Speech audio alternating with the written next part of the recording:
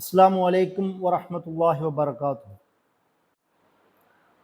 മൗലാന മൗദൂദിയുടെ വിവിധ വൈജ്ഞാനിക വ്യവഹാരങ്ങളെക്കുറിച്ച് സംസാരിക്കുന്നതിനിടയിൽ തന്നെ അദ്ദേഹത്തിൻ്റെ പാകിസ്ഥാൻ രാഷ്ട്രീയത്തിലുള്ള ഇടപെടലുകളെയും കുറിച്ച് വിശദമായ ഒരു ചർച്ച അനിവാര്യമാണ്. കാരണം മൗലാന മൗദൂദിയുടെ നമ്മൾ ഇതുവരെ സംസാരിച്ച വിഷയങ്ങളെല്ലാം തന്നെ വളരെ പ്രാക്ടിക്കലായി അദ്ദേഹം ഇടപെട്ടത് പാകിസ്ഥാൻ രാഷ്ട്രീയത്തിലാണ്.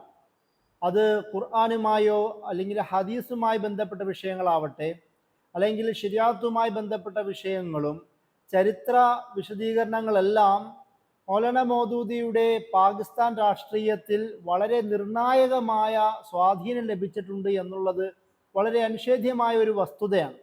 അതുകൊണ്ട് തന്നെയാണ് മൗലാന മൗദൂദിയുടെ പാകിസ്ഥാൻ രാഷ്ട്രീയത്തിലുള്ള ഇടപെടലുകളെക്കുറിച്ചും അദ്ദേഹം ചെലുത്തിയ സ്വാധീനത്തെ കുറിച്ചുമെല്ലാം നമുക്ക് അനിവാര്യമായും സംസാരിക്കേണ്ടി വരുന്നത്. മൗലാന മൗദൂദി പാകിസ്ഥാൻ രാഷ്ട്രീയത്തിൽ നിരവധി മേഖലകളിൽ ഇടപെട്ടിട്ടുണ്ട്. അത് അദ്ദേഹത്തിൻ്റെ 1947 പാകിസ്ഥാനിലേക്ക് പോകുന്നത് മുതൽ അതിനുശേഷം അദ്ദേഹത്തിൻ്റെ 1979 സെപ്റ്റംബർ മാസം അദ്ദേഹം മരണപ്പെടുന്നത് വരെയുള്ള കാലഘട്ടത്തിലുമെല്ലാം, അതായത് പാകിസ്ഥാൻ ജനനമെടുക്കുന്ന ആദ്യത്തെ ദിവസം മുതൽ അദ്ദേഹത്തിൻ്റെ മരണകാലഘട്ടം വരെയും പാകിസ്ഥാൻ രാഷ്ട്രീയത്തിലെ അനിഷേധ്യമായ സാന്നിധ്യമായി മൗലാന മൗദൂദി മാറിക്കഴിഞ്ഞിരുന്നു. അതിനു മുമ്പ് എന്തുകൊണ്ടാണ് പാകിസ്ഥാനിൽ പോയത് എന്നതും കൂടി നമ്മൾ ഇതിൻ്റെ ഇടയിൽ സംസാരിക്കേണ്ടതുണ്ട്. മൗലാന മൗദൂദി പാകിസ്ഥാനിൽ പോകുന്നത് തന്നെ ആ പഠാൻകോട്ട് ഭാഗത്തുണ്ടായിരുന്ന അവിടെ ശക്തമായ വർഗീയ കലാപങ്ങളുടെ പശ്ചാത്തലത്തിൽ അവിടുന്ന് അങ്ങോട്ട് ആ ആൾക്കാരുടെയും മറ്റ് അദ്ദേഹത്തിൻ്റെ അനുയായികളുടെയും സഹായത്തോടു കൂടി മാറുകയായിരുന്നു എന്നാണ് നമുക്ക് ചരിത്രത്തിൽ കാണുവാൻ കഴിയുന്നത്. കാരണം നമുക്കറിയാം, പാകിസ്ഥാൻ ഇന്ത്യൻ വിഭജനത്തെ മൗലാന മൗദൂദി എതിർത്തിരുന്നു. അതിൻ്റെതായ തക്കതായ താത്വിക കാരണങ്ങളും അദ്ദേഹത്തിൻ്റെ പ്രത്യയശാസ്ത്രപരമായ നിലപാടുകളെല്ലാം നമ്മൾ വിശദീകരിച്ചിട്ടുണ്ട്. പാകിസ്ഥാനിൽ എത്തിയ ആദ്യ നാൾ മുതൽ തന്നെ അദ്ദേഹത്തിൻ്റെ കാഴ്ചപ്പാടിലുള്ള വളരെ ഊഷരമായ ഒരു മണ്ണെന്ന നിലയിൽ അദ്ദേഹത്തിൻ്റെ ഇസ്ലാമിനോടുള്ള നിലപാടുകളും അതിന് തക്കതായ ഒരു ഭൂമി എന്ന നിലയിൽ പാകിസ്ഥാനെ കണ്ടു എന്നതാണ് നമുക്ക് മനസ്സിലാക്കാൻ കഴിയുന്ന ഒരു കാര്യം. അതുകൊണ്ട് തന്നെ പാകിസ്ഥാനിൽ ആദ്യത്തെ നാൾ മുതൽ തന്നെ അവിടുത്തെ രാഷ്ട്രീയത്തിൽ മൗലാന മൗദൂദി ഇടപെടുന്നുണ്ട്.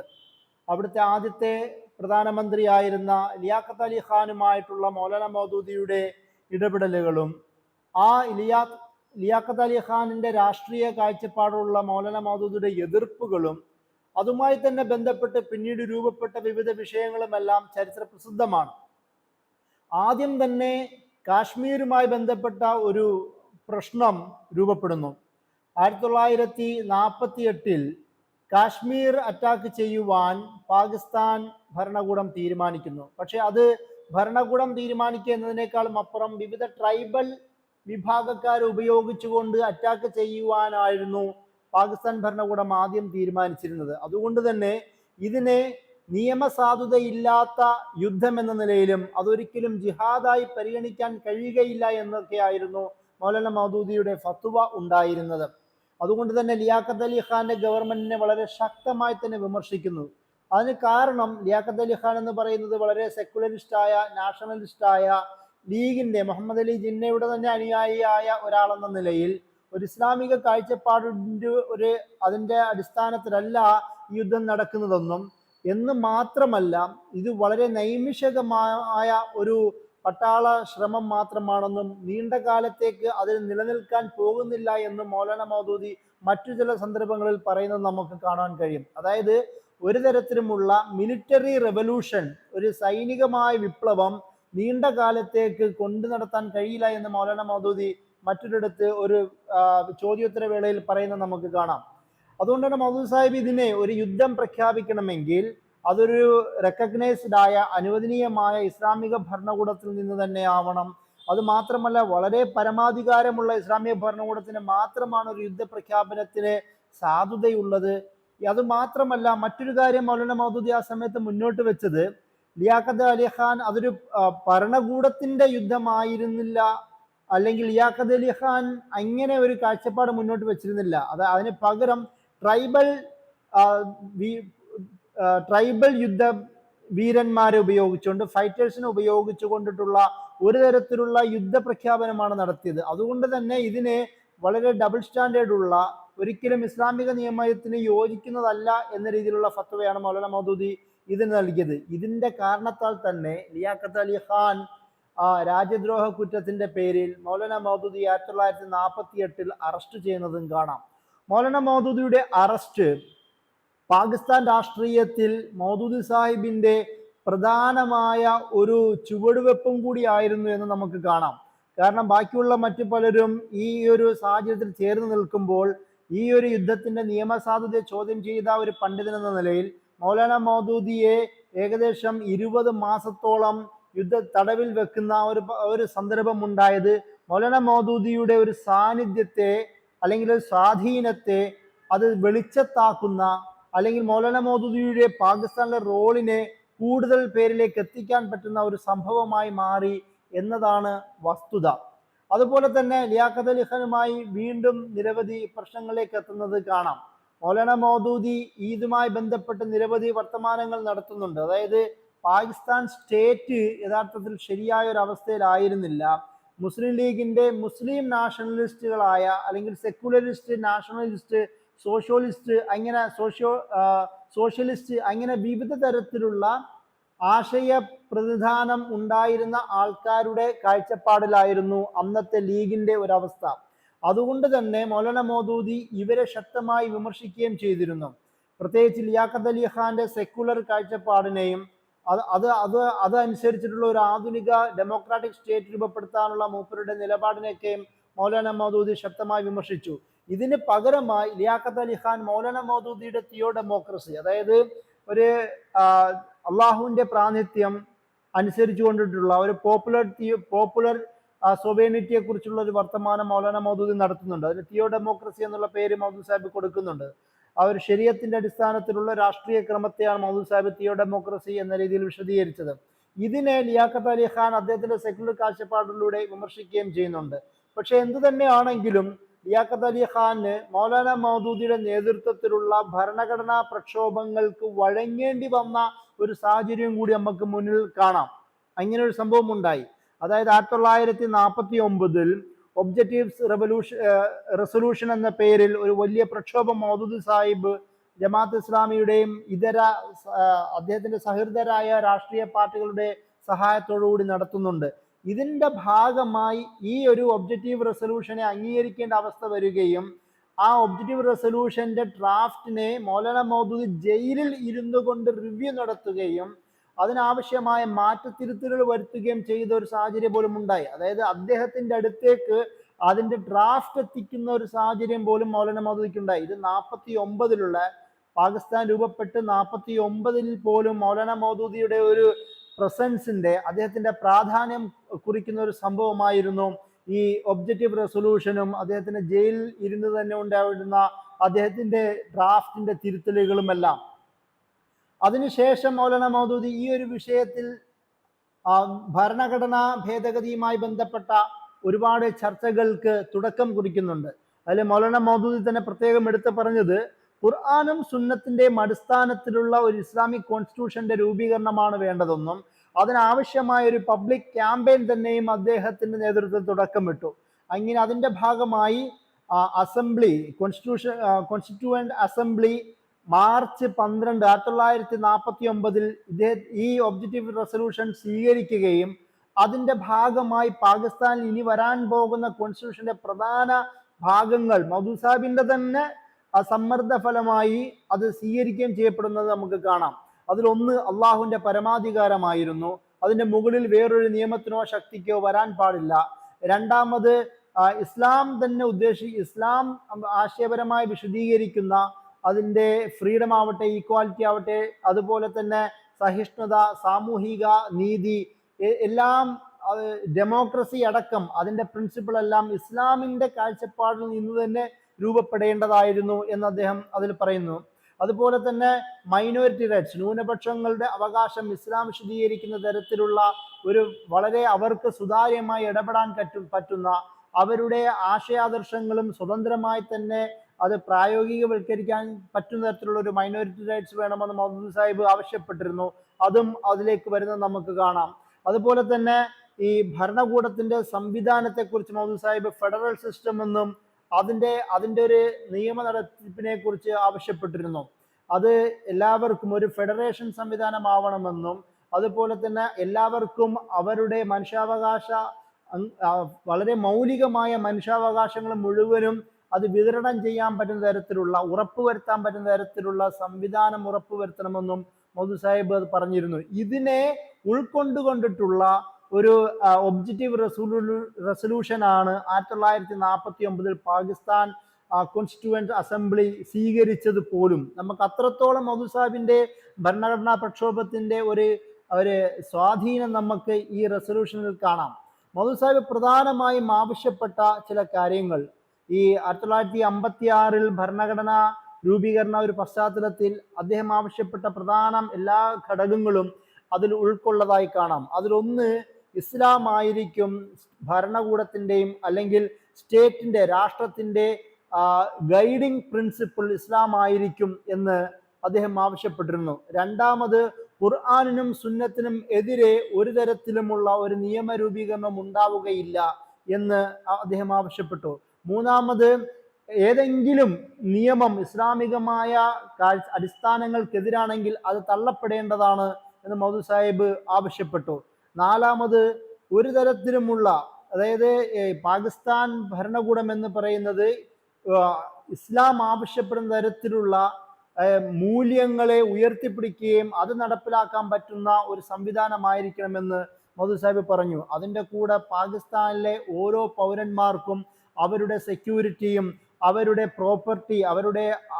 പ്രോപ്പർട്ടിയുടെ അവകാശങ്ങളും അവരുടെ ഫ്രീഡം ഓഫ് സ്പീച്ചും അവരുടെ എല്ലാ പ്രകാശനങ്ങളും അതുപോലെ തന്നെ അവർ ഒന്നിച്ചു കൂടാനും സംഘാടനത്തിനുമുള്ള അവകാശം എന്ന് തുടങ്ങിയ സകലവിധ റൈറ്റ്സുകളും സംരക്ഷിക്കുന്ന ഇസ്ലാമികമായി മൗലികമായി ഒരാൾക്ക് ലഭിക്കേണ്ട സകലവിധ അവകാശങ്ങളും സംരക്ഷിക്കേണ്ട ഭരണകൂടമാവണം അല്ലെങ്കിൽ ഭരണഘടനയാവണം ഉണ്ടാവേണ്ടതെന്ന് മൗലാന മൗദൂദി ആവശ്യപ്പെട്ടിരുന്നു.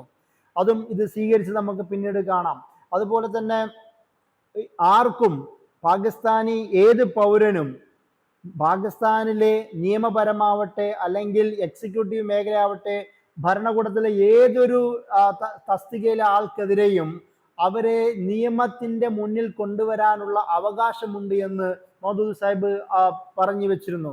അതിൻ്റെ കൂടെ തന്നെ വിവിധ ഭരണ സംവിധാനത്തിൽ നിന്ന് വളരെ സ്വതന്ത്രമായ ഒരു നിയമപാലനം അതായത് നീതിന്യായം സ്വതന്ത്രമായിരിക്കണമെന്നും മൗദൂദി സാഹിബ് ആവശ്യപ്പെട്ടു. ഈ പറയുന്ന ആവശ്യങ്ങളെല്ലാം നമുക്ക് പിന്നീട് വന്ന ഭരണഘടനകൾ ഉൾക്കൊണ്ടതായി നമുക്ക് കാണാൻ കഴിയും.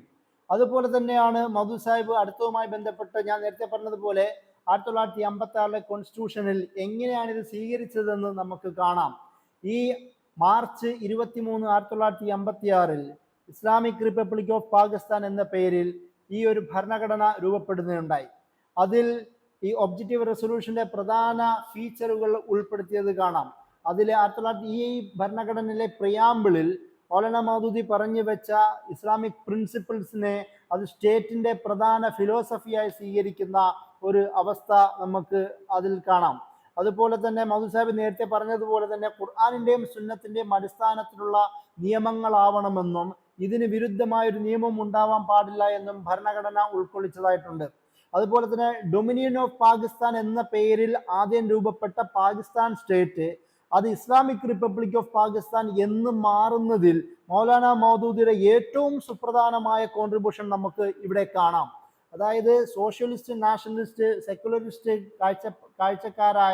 കാഴ്ചപ്പാടുണ്ടായിരുന്ന വിവിധ ദേശീയ നേതാക്കന്മാരുടെ ശക്തമായ ആവശ്യം ആ ഒരു തരത്തിലുള്ള ഒരു സ്ട്രക്ചർ, സ്റ്റേറ്റിന്റെ സ്ട്രക്ചർ രൂപപ്പെടാനായിരുന്നു. എന്നാൽ മൗദൂദി സാഹിബ് അതിന്റെ പേര് പോലും ഇസ്ലാമിക് റിപ്പബ്ലിക് ഓഫ് പാകിസ്ഥാൻ എന്ന് തന്നെ വേണമെന്ന് ആവശ്യപ്പെട്ടു. അത് ഉൾക്കൊള്ളുന്ന തരത്തിലേക്കാണ് മാറിയത്. അതുപോലെ തന്നെ പാകിസ്ഥാന്റെ പ്രസിഡന്റ് അത് ഒരു മുസ്ലിം ആയിരിക്കണമെന്നും അതിൽ ഭരണഘടനയിൽ ഉൾക്കൊള്ളിച്ചു വെച്ചിട്ടുണ്ട്. അതുപോലെ തന്നെ ഇതിന്റെ ഭാഗമായി ഈ പാർലമെന്ററി ഫോം എന്നത് വളരെ അനിവാര്യമാണെന്നും അത് സെറിമണിയൽ പ്രസിഡന്റിന്റെ ഒരു സാഹചര്യത്തോടു കൂടി ഉണ്ടാവണമെന്നും അതിൽ ഉൾക്കൊള്ളിക്കുകയുണ്ടായി. അതുപോലെ തന്നെ പാകിസ്ഥാനിലെ പ്രധാന 2 ഭാഷകൾ, അത് ഉറുദു ബംഗാളി ഭാഷകൾ, അതായത് ബംഗ്ലാ ഉറുദു ഭാഷകളെ സ്റ്റേറ്റ് ഭാഷയായി സ്വീകരിക്കുകയും അതിന് പ്രധാനപ്പെട്ട കാരണം ഇന്ന് ഈസ്റ്റ് പാകിസ്ഥാനെ നമ്മൾ വിളിക്കുന്ന അല്ലെങ്കിൽ ബംഗ്ലാദേശ് എന്ന് വിളിക്കുന്ന ആ ഭാഗത്ത് ബംഗ്ലാ ഭാഷയുമായി ബന്ധപ്പെട്ടതാണല്ലോ. അവരെയും കൂടി ഉൾക്കൊള്ളിക്കുന്ന തരത്തിലേക്കുള്ള ഒരു ഭാഷാ പ്രാധാന്യത്തെയും മൗദൂദ് സാഹിബ് സംസാരിച്ചിരുന്നു. എന്നാൽ ഈ ഒരു കോൺസ്റ്റിറ്റ്യൂഷന് അധികകാലം നീണ്ടു നിൽക്കാൻ കഴിഞ്ഞില്ല. 1958 മാർഷൽ ലോ പ്രഖ്യാപിക്കുകയും അതോടുകൂടി ഇത് റദ്ദ് ചെയ്യുന്ന ഒരു സാഹചര്യമാണ് പിന്നീടുണ്ടായത്. 58 അയ്യൂബ് ഖാൻ അധികാരത്തിലേറുന്നു. പട്ടാള അട്ടിമറിയിലൂടെ അയാൾ അധികാരത്തിൽ വരികയും 1958 മുതൽ 69 വരെ നീണ്ട കാലഘട്ടം പാകിസ്ഥാനിൽ ഭരിക്കുകയും ചെയ്യുന്നത് നമുക്ക് കാണാം. ഇദ്ദേഹം 1958 മാർഷൽ ലോ പ്രഖ്യാപിക്കുകയും എന്നിട്ട് അയ്യൂബ് ഖാൻ മുഴുവൻ പരമാധികാരം തൻ്റെ കയ്യിലേക്ക് കൊണ്ടുവരുന്നുണ്ട്.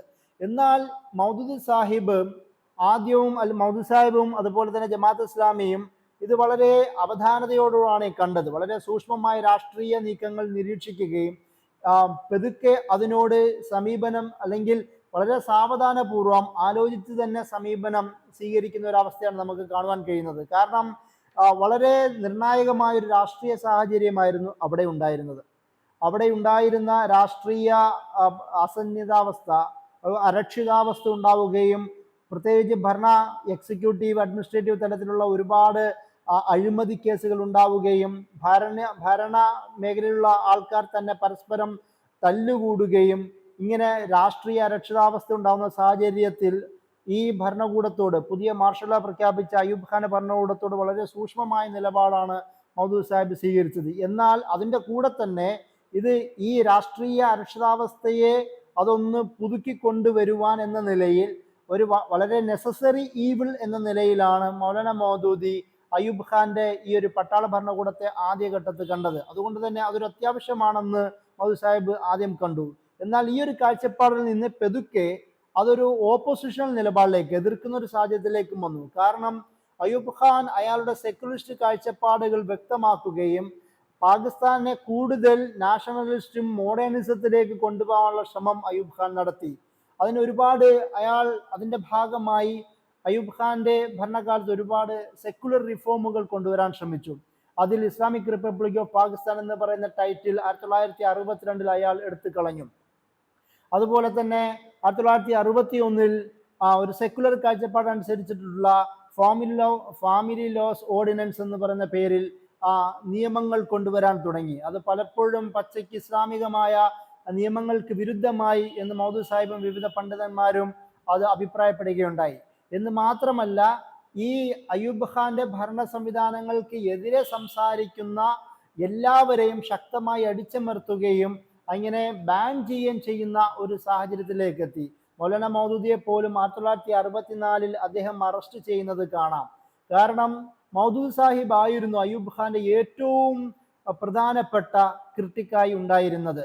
അതുകൊണ്ട് തന്നെ മൗദൂദ് സാഹിബിനെ അറസ്റ്റ് ചെയ്തത് യഥാർത്ഥത്തിൽ ഇയാളെ സംബന്ധിച്ചിടത്തോളം അത് ബാക്ക് ഫയർ ചെയ്തു എന്നുള്ളതാണ്. തിരിച്ചടി നേരിടേണ്ടി വന്നു. കാരണം അതുവരെയും നിശബ്ദനായി വളരെ സുന്ദരമായി സൂത്രശാലിയായ അയ്യൂബ് ഖാൻ ഭരണ സംവിധാനം കൊണ്ടുപോകുന്ന പശ്ചാത്തലത്തിൽ മൗദൂദ് സാഹിബിനെ അറസ്റ്റ് ചെയ്യുന്നതോടുകൂടി ശക്തമായ തിരിച്ചടി നേരിടുകയും ജമാഅത്തെ ഇസ്ലാമി ഈ ബാനിനെ, അവരുടെ പാർട്ടിയെ ബാൻ ചെയ്തതോടുകൂടി സുപ്രീം കോടതിയിൽ കേസായി നേരിടുകയും അത് ജയിക്കുകയും ചെയ്തു. ഈ ജയവും മൗലാന മൗദൂദിയുടെ ജയിലിൽ നിന്നുള്ള വിമോചനവും അതൊരു വലിയ വിജയമായി മാറുകയും ആ വിജയം അയ്യൂബ് ഖാന്റെ ഭരണത്തിന്റെ തകർച്ചയ്ക്ക് കാരണമാവുകയും ചെയ്തു എന്നുള്ളത് നമുക്ക് ചരിത്രത്തിൽ കാണുവാൻ കഴിയും. അതുപോലെ തന്നെ അയ്യൂബ് ഖാന് ശേഷം പിന്നീട് ഈ ഒരു ഘട്ടത്തിൽ തന്നെ അയ്യൂബ് ഖാനെ എതിരിടുവാൻ വേണ്ടി മൗലാന മൗദൂദ് സ്വീകരിച്ച ഏറ്റവും സുപ്രധാനമായ ഒരു സ്റ്റെപ്പായിരുന്നു ഫാത്തിമ അലി ജിന്നയെ അയ്യൂബ് ഖാനെതിരെ ഇലക്ഷനിൽ സപ്പോർട്ട് ചെയ്യുക എന്നുള്ളത്. കാരണം നമുക്കറിയാം മൗലാന മൗദൂദി ഒരു ഹനഫി പണ്ഡിതനാണ്. ഒരു ഭരണകൂടത്തിൻ്റെ നേതാവ് ആണ് വരണം എന്ന് പറയുന്ന, പുരുഷനാണ് എന്ന് പറയുന്ന ഒരു കാഴ്ചപ്പാടുള്ള ഒരാളായിരുന്നു. എന്നാൽ പോലും ഒരു പൊളിറ്റിക്കൽ പ്രാഗ്മാറ്റിസം എന്ന നിലയിൽ മൗലാന മൗദൂദി ഫാത്തിമ അലി ജിന്നെ സപ്പോർട്ട് ചെയ്തത് പോലും നമുക്ക് കാണാം. 1965 ഈ അയ്യൂബ് ഖാനെതിരെ ശക്തമായ ഓപ്പോസിഷൻ ഉണ്ടാവുകയും എല്ലാ പാർട്ടികളും, സെക്കുലർ ആവട്ടെ ലിബറൽ ആവട്ടെ അടക്കമുള്ള നാഷണലിസ്റ്റ് അടക്കമുള്ള വിവിധ പാർട്ടികളും മതസംഘടനകളുമെല്ലാം ഒന്നിക്കുകയും അങ്ങനെ അയ്യൂബ് ഖാനെതിരെ ഇലക്ഷനിൽ പങ്കെടുക്കുകയും ചെയ്യുന്നുണ്ട്. അതിൽ മൗലാന മൗദൂദി ഇവരെ ഫാത്തിമ അലി ജിന്നയെ സപ്പോർട്ടും ചെയ്യുന്നത് കാണാം. എന്നാൽ പോലും അയ്യൂബ് ഖാൻ ജയിച്ചെങ്കിൽ പോലും, അതായത് ഈ ഒരു ഇലക്ഷനിൽ പോലും ജയിച്ചില്ല എങ്കിൽ പോലും മൗലാന മൗദൂദിയുടെ ഒരു ഐഡിയോളജിക്കൽ ഡിഫറൻസസ് മാറ്റിവെച്ചുകൊണ്ട് ഒരു രാഷ്ട്രത്തിൻ്റെ പൊളിറ്റിക്കൽ രാഷ്ട്രീയ സുസ്ഥിരതയ്ക്ക് വേണ്ടി, അതുപോലെ തന്നെ ഏകാധിപത്യ ഭരണകൂടത്തിനെതിരെ പൊളിറ്റിക്കൽ പ്രാഗ്മാറ്റിസ്റ്റ് ആവാൻ കഴിയുന്ന ഒരു മൗലാന മൗദൂദിയെയാണ് നമുക്ക് ഈ ഒരു ഫാത്തിമ അലി ജിന്നയുടെ സംഭവത്തിൽ കാണുവാൻ കഴിയുന്നത്. അതുപോലെ തന്നെ ഇയാളെ അധികാരത്തിൽ നിന്ന് മാറുന്നു. അതായത് അയ്യൂബ് ഖാന്റെ തകർച്ചയുടെ പ്രധാന കാരണം മൗലാന മൗദൂദിയുടെയും ജമാഅത്ത് ഇസ്ലാമിയുടെയും ക്യാമ്പയിൻ ആയിരുന്നു എന്നാണല്ലോ ഞാൻ നേരത്തെ വിശദീകരിച്ചത്.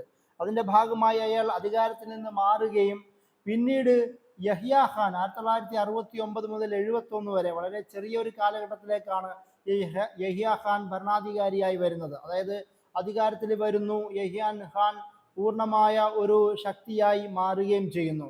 അതോടുകൂടി മൗലാന മൗദൂദിയും ജമാഅത്ത് ഇസ്ലാമിയും ഇവരുടെ ഓപ്പോസിഷൻ എന്ന നിലയിൽ കൂടുതൽ ശക്തിയാർജിക്കുന്ന ഒരു സാഹചര്യം ഉണ്ടാവുന്നുണ്ട്.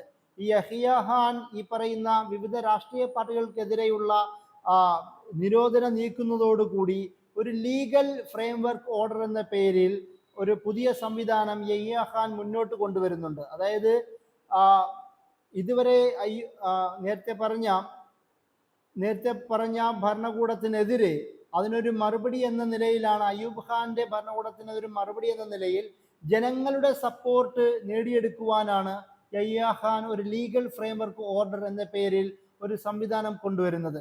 ഇതൊരു പ്രോ ഡെമോക്രസി ഫോഴ്സ് എന്ന നിലയിൽ മൗദൂദി സാഹിബ് അതിനെ സ്വീകരിക്കുന്നത് നമുക്ക് കാണുവാൻ കഴിയും. എന്നാൽ യഹ്യ ഖാനും സ്വാഭാവികമായും അയ്യൂബ് ഖാനെ പോലെ തന്നെ ഇതൊരു അതോറിറ്റേറിയൻ ഒരു അവസ്ഥയിലേക്ക് മാറുന്നതും നമുക്ക് തൊട്ടടുത്ത് തന്നെ കാണാം.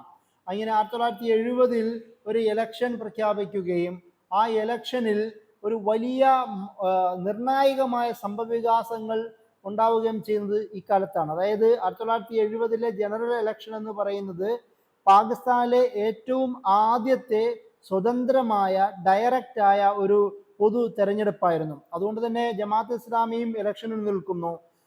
അവിടെ ഇന്നത്തെ ബംഗ്ലാദേശ്, അതായത് അന്നത്തെ ഈസ്റ്റ് പാകിസ്ഥാനിലും വെസ്റ്റ് പാകിസ്ഥാനിലും പ്രധാന രാഷ്ട്രീയ ശക്തിയായ ജമാഅത്ത് ഇസ്ലാമി ഉണ്ടായിരുന്നെങ്കിൽ പോലും അവിടെ സുൽഫിക്കർ അലി ഭൂട്ടോയുടെ പാകിസ്ഥാൻ പീപ്പിൾ പാർട്ടിയും അതുപോലെ തന്നെ ഈസ്റ്റ് പാകിസ്ഥാനിൽ ഷേഖ് മുജീബുർ റഹ്മാനിന്റെ അവാമി ലീഗും ഒരുപോലെ നിൽക്കുന്നു.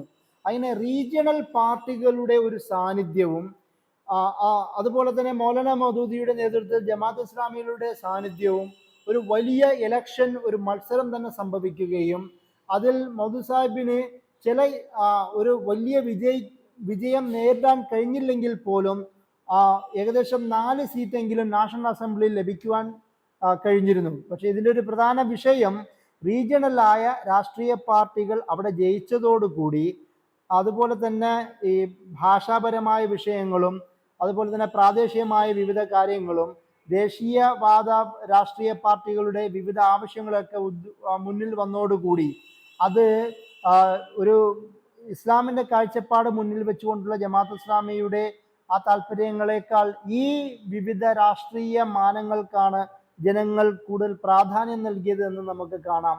അതുകൊണ്ട് തന്നെ ഈ ഒരു ഇലക്ഷനിൽ ഈ ഒരു മാറ്റമാണ് സംഭവിച്ചത്. പക്ഷേ ഈ 1970 ഇലക്ഷനോടുകൂടി വലിയ പ്രശ്നങ്ങളുണ്ടായി.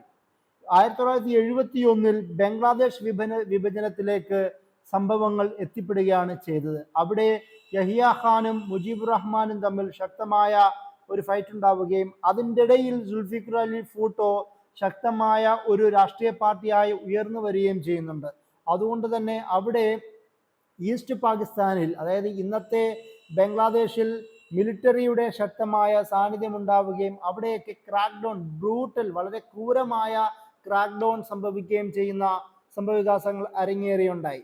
ഇതിൻ്റെ ഭാഗമായി മൗലാന മൗദൂദി ഈ ഇലക്ഷനിൽ തൊട്ട് ശേഷം പിന്നീട് സംഭവിച്ച ഈ ഒരു ക്രൈസിസിൽ മൗദൂദി സാഹിബ് ഇടപെടുകയും ബംഗ്ലാദേശ് പാകിസ്ഥാൻ എന്ന് പറയുന്ന ഡിവിഷനെ അദ്ദേഹം എതിർക്കുകയും ചെയ്തു. കാരണം ബംഗ്ലാദേശ് എന്ന് പറയുന്നത് വളരെ ഒന്നിച്ചുള്ള ഇസ്ലാമിക സത്വത്തിന്റെ അടിസ്ഥാനത്തിൽ പങ്കാളിത്തത്തോടുകൂടി ജീവിക്കേണ്ട, ഒരൊറ്റ സ്റ്റേറ്റായി ഒറ്റ നാഷനായി ജീവിക്കേണ്ടവരാണ് നാം എന്നായിരുന്നു മൗദൂദി സാഹിബ് മുന്നോട്ട് വെച്ചത്.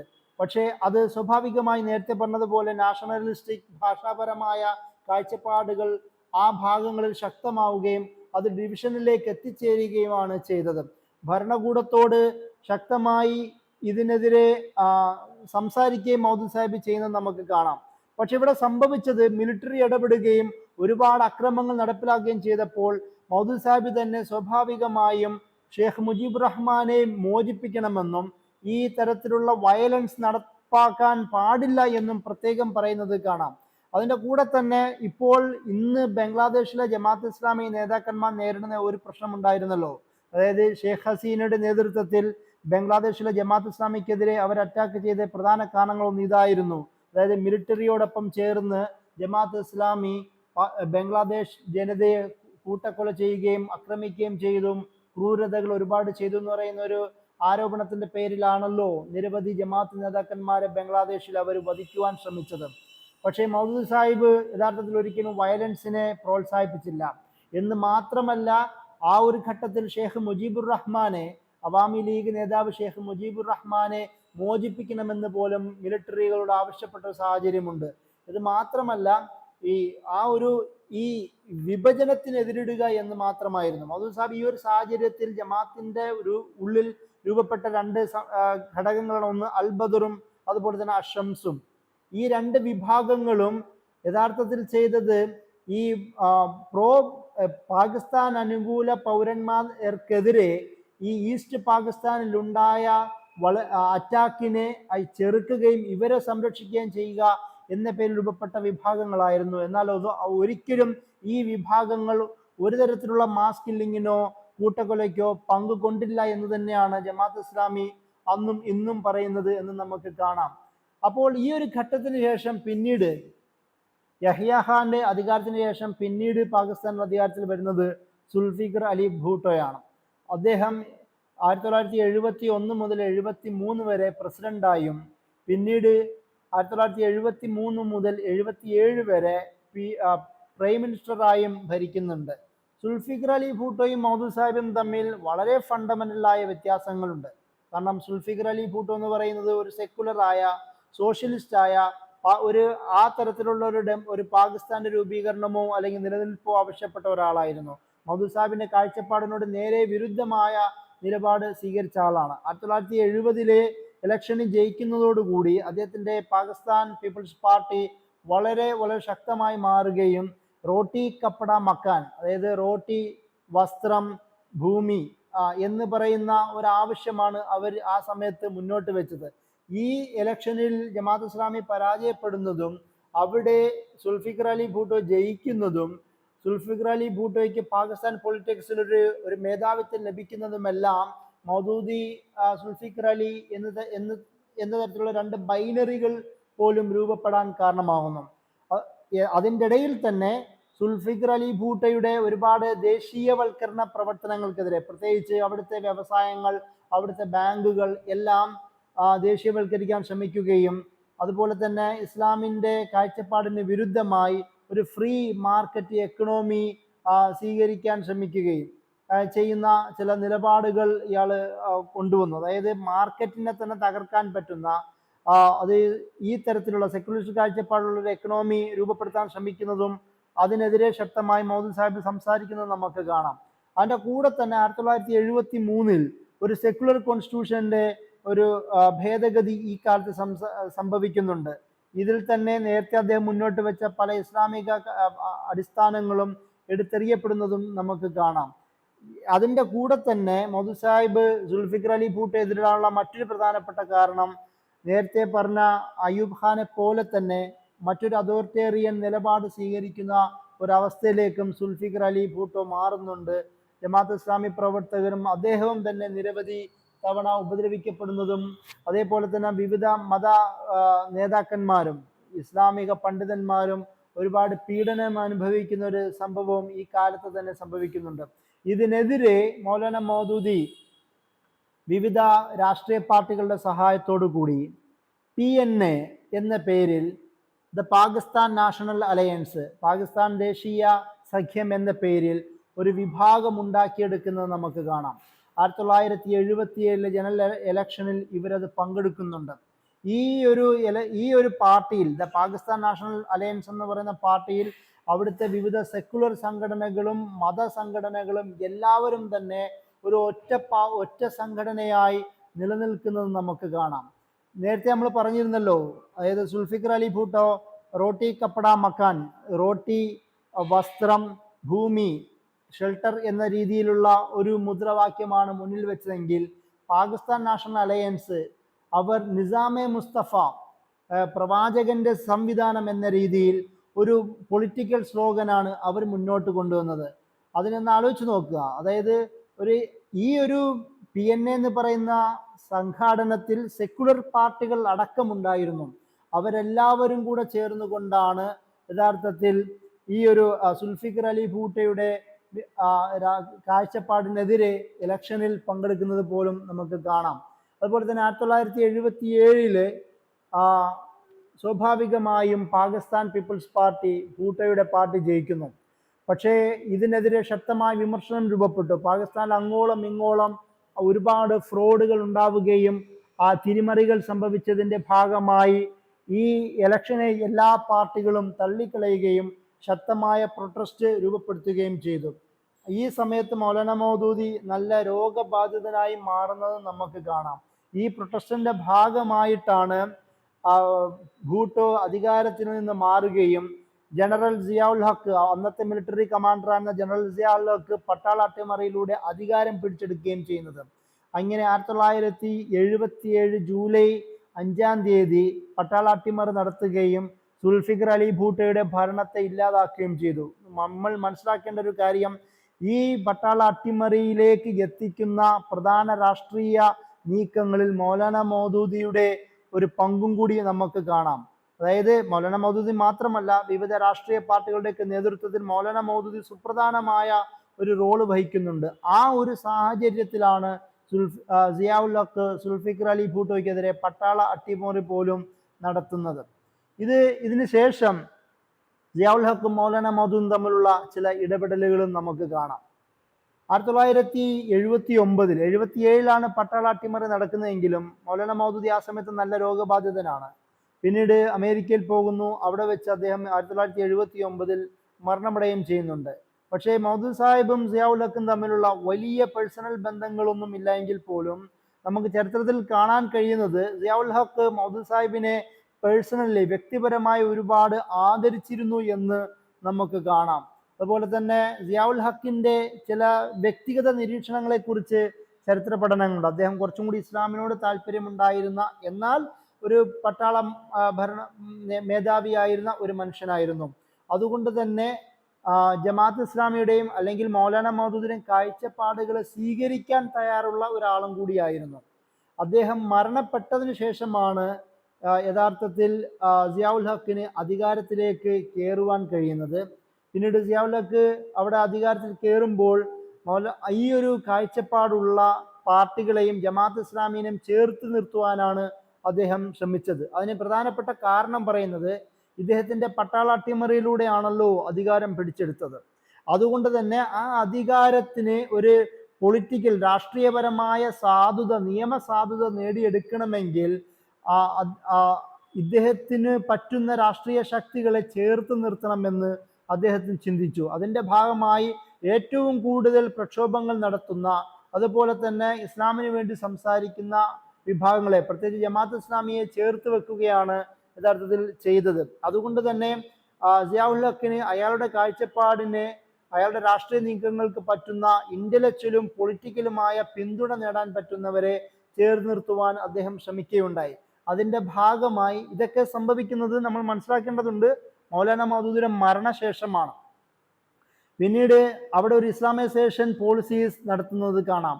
വിവിധ ഭാഗങ്ങളിൽ ശരിയാ കോർട്ടുകൾ ഉണ്ടാക്കുകയും ഹുദൂദ് ഓർഡിനൻസുകൾ, അതായത് ക്രിമിനൽ നിയമങ്ങൾ അതുമായി ബന്ധപ്പെട്ട സ്വീകരിക്കുകയും ഇതിന്റെ ഭാഗമായി ജമാഅത്ത് ഇസ്ലാമി പ്രവർത്തകർക്കും നേതാക്കന്മാർക്കും കഴിവുള്ള പലർക്കും ഈ സിയാഉൽ ഹക്കിന്റെ ഭരണ സംവിധാനത്തിൽ ഉൾച്ചേരാൻ കഴിയുന്നത് പോലും നമുക്ക് കാണാം. ഇതൊക്കെയും മൗദൂദ് സാഹിബിന്റെ മരണശേഷം സംഭവിക്കുന്നതാണ്. കാരണം ജമാഅത്ത് ഇസ്ലാമി പോലും ആ ഒരു സാഹചര്യത്തിൽ കിട്ടിയ ഭരണ സംവിധാനത്തെ കൂടുതൽ നന്നായി ഭരിക്കാൻ പറ്റുന്ന സാഹചര്യത്തിലേക്ക് കൊണ്ടെത്തിക്കുക എന്നതായിരുന്നു ചിന്തിച്ചത്.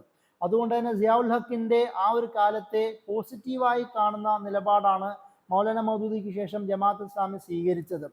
നമ്മൾ മറ്റൊരു കാര്യം ഞാൻ നേരത്തെ പറഞ്ഞിരുന്നല്ലോ, മൗദൂദി സാഹിബിനെ വളരെ വ്യക്തിപരമായി തന്നെ ആദരിച്ച ഒരാളായിരുന്നു സിയാഉൽ ഹക്ക്. അതുകൊണ്ട് തന്നെ ഇദ്ദേഹം മൗലാന മൗദൂദി അവിടെ അമേരിക്കയിൽ മരണമടയുമ്പോൾ പാക് ഭരണകൂടം തന്നെ അവരുടെ തന്നെ പ്രത്യേക താല്പര്യപ്രകാരം മൗദൂദി സാഹിബിന്റെ മയ്യത്ത് പാകിസ്ഥാനിലേക്ക് കൊണ്ടുവരികയും അതിന് പൂർണ്ണമായ ഒരു ആദരം നൽകുകയും സിയാഉൽ ഹക്ക് തന്നെ മൗദൂദി സാഹിബിന്റെ മയ്യത്ത് നമസ്കാരങ്ങൾ നേരിട്ട് പങ്കെടുക്കുകയും ചെയ്യുന്ന ഒരു സാഹചര്യം ഉണ്ടായി. ഇത്തരത്തിൽ മൗലാന മൗദൂദി പാകിസ്ഥാനിലെ പ്രധാന മുഖ്യധാര രാഷ്ട്രീയ പാർട്ടികളോടും നേതാക്കന്മാരോടും മിലിറ്ററി ജനറലേഴ്സിനോടും അതുപോലെ തന്നെ ബാക്കിയുള്ള രാഷ്ട്രീയ നേതാക്കന്മാരോടും വളരെ സൂക്ഷ്മവും വളരെ ക്രിട്ടിക്കലുമായ സമീപനമാണ് സ്വീകരിച്ചിരുന്നത്. ഇസ്ലാമിന് അനുകൂലമായ സാഹചര്യം രൂപപ്പെടുത്തുക എന്നതായിരുന്നു മൗദൂദി സാഹിബിന്റെ പ്രധാനമായ ലക്ഷ്യം. അത് മിലിറ്ററി ജനറൽ ആണെങ്കിലും അത് പോപ്പുലർ നേതാക്കന്മാരാണെങ്കിലും മൗദൂദി സാഹിബ് കണ്ടത് എങ്ങനെ ഇസ്ലാമികമായ ഒരു ഭരണ സംവിധാനം രൂപപ്പെടുത്താം, എങ്ങനെ ഭരണ നേതൃത്വത്തെ ഇസ്ലാമിന് വേണ്ടി ഉപയോഗിക്കാം, അതുപോലെ തന്നെ എങ്ങനെ നീതിപരമായ ഒരു ഭരണ സംവിധാനവും ഭരണഘടനയും രൂപപ്പെടുത്തിക്കൊണ്ട് പൊതുജനങ്ങൾക്ക് നീതി വിതരണം ചെയ്യാം എന്നൊക്കെയായിരുന്നു മൗലാന മൗദൂദി ആ സാഹചര്യത്തിൽ ചിന്തിച്ചത്. അതുപോലെ തന്നെ വേറെ പ്രത്യേകമായി നമ്മൾ എടുത്തു പറയേണ്ട ഒരു കാര്യം ഈ കോൺസ്റ്റിറ്റ്യൂഷണൽ ഭരണഘടനാ പ്രക്ഷോഭത്തിൽ മൗദൂദി സാഹിബിന്റെ ഇടപെടലുകളാണ്. നേരത്തെ വിശദീകരിച്ച കാര്യമാണെങ്കിലും ഒന്നും കൂടി എടുത്ത് പറയുകയാണ്. 1949 ഒബ്ജക്റ്റീവ്സ് ഓഫ് റെസൊല്യൂഷൻ എന്ന് പറയുന്ന ഇടപെടലുകളിൽ മൗലാന മൗദൂദിയുടെ പ്രത്യേകമായ റോളുണ്ട്. അതുപോലെ തന്നെ 1956 കോൺസ്റ്റിറ്റ്യൂഷൻ ഭരണഘടനാ രൂപീകരണത്തിൽ മൗലാന മൗദൂദിയുടെ പ്രധാനമായ സംഭാവന നമുക്ക് കാണാം. 1962 73 ഈ അയ്യൂബ് ഖാന്റെയും അതുപോലെ തന്നെ സുൽഫിക്കർ അലി ഭൂട്ടോയുടെയും കാലത്ത് സംഭവിച്ച ഭരണഘടനാ ഭേദഗതിക്കെതിരെ ശക്തമായ പ്രക്ഷോഭങ്ങൾ നടത്തുന്ന മൗലാന മൗദൂദിയെ നമുക്ക് കാണാം. മൗലാന മൗദൂദിയുടെ മരണശേഷം സിയാഉൽ ഹക്കിന്റെ ഇസ്ലാമൈസേഷൻ പ്രോഗ്രാമിൽ പോലും മൗദൂദിയുടെ ഇൻസ്പിറേഷൻ നമുക്ക് കാണാം. ഇത്തരത്തിൽ ഭരണഘടനാ പ്രക്ഷോഭത്തിനും ഭരണഘടനാ ഭേദഗതിക്കും രൂപീകരണത്തിനും വളരെ നിർണായകമായ സംഭാവനകൾ നൽകിയ ആളാണ് മൗദൂദി സാഹിബ്. ഇതിൻ്റെ ഇടയിൽ പാകിസ്ഥാനിൽ ഉണ്ടായ ഒന്ന് രണ്ട് സംഭവങ്ങളാണ്. ഒന്ന് ഖാദിയാനി മസ്അല എന്ന പേരിൽ അറിയപ്പെട്ട ഏറ്റവും സുപ്രധാനമായ വിഷയം. അതായത് മിർസ ഗുലാം അഹമ്മദ് ഖാദിയാനിയുടെ നേതൃത്വത്തിൽ രൂപപ്പെട്ട ആ പുതിയൊരു സംവിധാനം ബ്രിട്ടീഷുകാർ ശക്തമായി ഉപയോഗിക്കുകയും അതുപോലെ തന്നെ അത് മുസ്ലിങ്ങൾക്കിടയിൽ വിള്ളൽ വരുത്തുവാൻ അവർക്ക് കഴിയുകയും ചെയ്തു. പിന്നീട് ഇത് പാകിസ്ഥാൻ എന്ന് പറയുന്ന സ്റ്റേറ്റ് ഉണ്ടാവുന്നതോടുകൂടി അവിടെ ജഫറുൽ ഖാൻ അടക്കമുള്ള ഒരുപാട് ഖാദിയാനി നേതാക്കന്മാർക്ക് ഭരണതലത്തിൽ തന്നെ വലിയ പങ്ക് വരുന്ന റോള് വരുന്ന ഒരു സാഹചര്യം പോലും ഉണ്ടാവുന്നു. ഇതിനെതിരെ മൗലാന മൗദൂദി വിവിധ മതസംഘടനകളുടെ കൂടെ ശക്തമായ പ്രക്ഷോഭങ്ങൾ നയിക്കുകയും അവരെ യഥാർത്ഥത്തിൽ മുസ്ലിങ്ങളായി പരിഗണിക്കാൻ പറ്റുകയില്ല എന്നും നോൺ മുസ്ലിം മൈനോറിറ്റി എന്ന് പറയുന്ന ഐഡന്റിറ്റി അവർക്ക് വേണമെന്ന് പ്രഖ്യാപിക്കുകയും ചെയ്യുന്നുണ്ട്. ഇതിന്റെ ഭാഗമായി മൗദൂദി സാഹിബിനെ വധശിക്ഷയ്ക്ക് വിധിക്കുന്നു. 1953 മൗലാന മൗദൂദിക്കെതിരെ വധശിക്ഷയ്ക്ക് വിധിക്കുകയും പിന്നീട് അത് ജീവപര്യന്തമായി മാറ്റുകയും എന്നാൽ ലോകത്തും പാകിസ്ഥാനിലും അടക്കം ശക്തമായ സമ്മർദ്ദങ്ങളുടെ ഫലമായി അദ്ദേഹത്തെ മോചിപ്പിക്കുകയും ചെയ്യുന്നത് കാണാം. ഈ ഒരു ഘട്ടത്തിലാണ് വളരെ വിശ്വപ്രസിദ്ധമായ അദ്ദേഹത്തിന്റെ സംസാരങ്ങൾ ഉണ്ടാവുന്നത്. അതായത് അള്ളാഹു എന്നെ ഞാൻ മരിക്കാനാണ് ഉദ്ദേശിക്കുന്നതെങ്കിൽ അതിലാരും തടയാൻ ആർക്കും സാധ്യമല്ല. ഇനി അള്ളാഹു എന്നെ ജീവിപ്പിക്കാനാണ് ഉദ്ദേശിച്ചിട്ടുണ്ടെങ്കിൽ ആർക്കും എന്നെ കൊല്ലാനും കഴിയുകയില്ല എന്നൊക്കെയും പറയുന്നത് ഈ ഒരു സാഹചര്യത്തിലാണ്. അതിൻ്റെ കൂടെ തന്നെ മൗലാന മൗദൂദിയുടെ ഈ ഒരു പ്രക്ഷോഭത്തിന്റെ ഫലമായിട്ടാണ് 1974 കോൺസ്റ്റിറ്റ്യൂഷണൽ ഭരണഘടനാ ഭേദഗതിയിൽ അഹമ്മദി വിഭാഗത്തെ, അതായത് ഖാദിയാനികളെ നോൺ മുസ്ലിം മൈനോറിറ്റിയായി പാകിസ്ഥാനിൽ പ്രഖ്യാപിക്കുകയും ചെയ്യുന്നത്. ഈ തരത്തിലുള്ള വലിയൊരു മാറ്റത്തിനും ഭരണഘടനാ മാറ്റത്തിനും മൗദൂദി സാഹിബിന്റെ റോള് നമുക്ക് കാണാം. അതുപോലെ തന്നെ നമ്മൾ നേരത്തെ വിശദീകരിച്ചൊരു വിഷയമാണ് ഹദീസ് നിഷേധികളെ കുറിച്ചുള്ള വിഷയം. കാരണം പാകിസ്ഥാനിൽ രാഷ്ട്രീയത്തിലും അവരുടെ ഭരണഘടനാ സംവിധാനങ്ങളിലും അതുപോലെ തന്നെ കോർട്ടുകളിൽ പോലും വലിയ ഇൻഫ്ലുവൻസ് ഉണ്ടാക്കിയ വിഷയമായിരുന്നു ഈ ഹദീസ് നിഷേധവുമായി ബന്ധപ്പെട്ട വിഷയം. അവരുടെ പ്രധാനപ്പെട്ട ഒരു പണ്ഡിതനായിരുന്ന ഗുലാം അഹമ്മദ് പർവേസിന്റെ ചിന്തകൾ ഇവർക്കിടയിൽ വലിയ റോളുണ്ടാക്കി. അതിനെതിരെ മൗദൂദി സാഹിബിന്റെ സംസാരങ്ങൾ ഉണ്ടാവുകയും സുന്നത്ത് കെ ഐനെ ഹൈസിയത്ത്, സുന്നത്തിന്റെ പ്രാമാണികത എന്ന പേരുള്ള മൗദൂദി സാഹിബിന്റെ രചനകളും അദ്ദേഹത്തിന്റെ പ്രഭാഷണങ്ങളും പ്രക്ഷോഭങ്ങളുമെല്ലാം ഈ ഹദീസിന്റെ സംരക്ഷണം പൊളിറ്റിക്കലി തന്നെ അതൊരു വിഷയമായി മാറുകയും അതുപോലെ തന്നെ 1973 കോൺസ്റ്റിറ്റ്യൂഷനിൽ ഈ സുന്നത്തിന്റെ ആധികാരികത ഉറപ്പുവരുത്തുന്ന തരത്തിലേക്ക് ഭരണകൂടം തന്നെ സ്വീകരിക്കുന്ന ഒരു സാഹചര്യം പോലും ഉണ്ടാവുന്നത് നമുക്ക് കാണാം. ഈ ഒരു തരത്തിൽ മൗദൂദി സാഹിബിന്റെ നിലപാടുകളും വളരെ സവിശേഷമായി തന്നെ പരിഗണിക്കേണ്ടതുണ്ട്.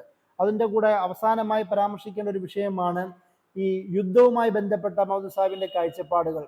അതായത് കാശ്മീർ അറ്റാക്ക് ഉണ്ടാകുന്ന സാഹചര്യത്തിൽ നേരത്തെ വിശദീകരിച്ചതുപോലെ അതിന്റെ നിയമസാധുതയെ മൗലാന മൗദൂദി വെല്ലുവിളിക്കുകയാണ് ചെയ്തത്.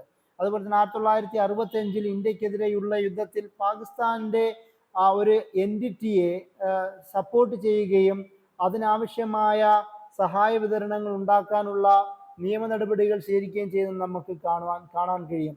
1971 പാകിസ്ഥാനെ സപ്പോർട്ട് ചെയ്യാൻ മെയിൻ കാരണം ഇന്ത്യയുടെ സപ്പോർട്ടോടുകൂടിയാണ് ബംഗ്ലാദേശ് ഭാഗത്ത്, ഇന്നത്തെ ഈസ്റ്റ് പാകിസ്ഥാനിൽ അവിടെ വിഘടനം ഉണ്ടാവുകയും അങ്ങനെ ബംഗ്ലാദേശ് രൂപപ്പെടുകയും ചെയ്തത്. അതുകൊണ്ട് തന്നെ ഇന്ത്യക്കെതിരെ ഒരു യുണൈറ്റഡ് പാകിസ്ഥാൻ എന്ന് പറയുന്ന ഒരു കാഴ്ചപ്പാട് മൗദൂദി സാഹിബ് അന്ന് മുന്നിൽ വെച്ചത് നമുക്ക് കാണാം.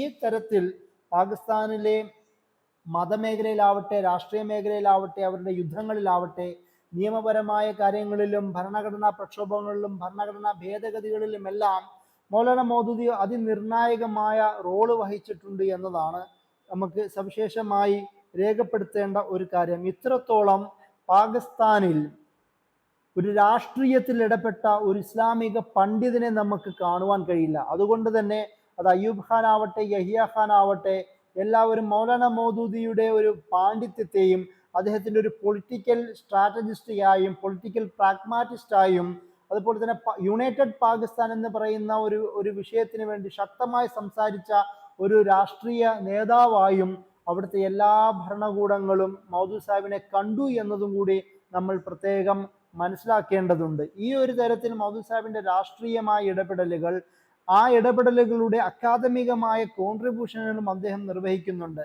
അതായത് ഭരണഘടന പ്രക്ഷോഭ സാഹചര്യത്തിലാണ് ഇസ്ലാമിക് ലോ ആൻഡ് കോൺസ്റ്റിറ്റ്യൂഷൻ എന്ന് പറയുന്ന രചന അദ്ദേഹം നടത്തുന്നത്. അന്ന് പാകിസ്ഥാനിലെ മുഖ്യധാര അഡ്വക്കേറ്റ്സിനെയും നിയമ പണ്ഡിതന്മാരെയും മുന്നിൽ വെച്ചുകൊണ്ടിട്ടുള്ള ഒരു പ്രസന്റേഷനാണ് അദ്ദേഹത്തിന്റെ ഇസ്ലാമിക് ലോ ആൻഡ് കോൺസ്റ്റിറ്റ്യൂഷൻ. അതുമായി ബന്ധപ്പെട്ട അവിടുത്തെ ഭരണഘടനാ പ്രക്ഷോഭങ്ങളോ അല്ലെങ്കിൽ നിയമപരമായ വിഷയങ്ങളോ രാഷ്ട്രീയപരമായ കാഴ്ചപ്പാടുകളോ ഇസ്ലാമിന്റെ ആധികാരികതയുമായി ബന്ധപ്പെട്ട വിഷയങ്ങളോ എല്ലാത്തിനും അദ്ദേഹം രചനകൾ ഇറക്കി പബ്ലിഷ് ചെയ്തുകൊണ്ടാണ് അദ്ദേഹം ഈ ഒരു രാഷ്ട്രീയ ക്രമത്തിൽ ഇടപെട്ടതെന്നും അതൊക്കെ ഒരു വൈജ്ഞാനിക വ്യവഹാരവും കൂടിയാക്കി മൗലാന മൗദൂദി മാറ്റി എന്നുള്ളതും കൂടാണ് മൗലാന മൗദൂദിയുടെ പാകിസ്ഥാൻ രാഷ്ട്രീയത്തിലെ സംഭാവനയും അദ്ദേഹത്തിന്റെ പ്രാധാന്യവും എന്ന് നമ്മൾ മനസ്സിലാക്കണം. ഇത്രയും പറഞ്ഞുകൊണ്ട് ഞാൻ അവസാനിപ്പിക്കുകയാണ്. അസ്സലാമു അലൈക്കും വറഹ്മത്തുള്ളാഹി.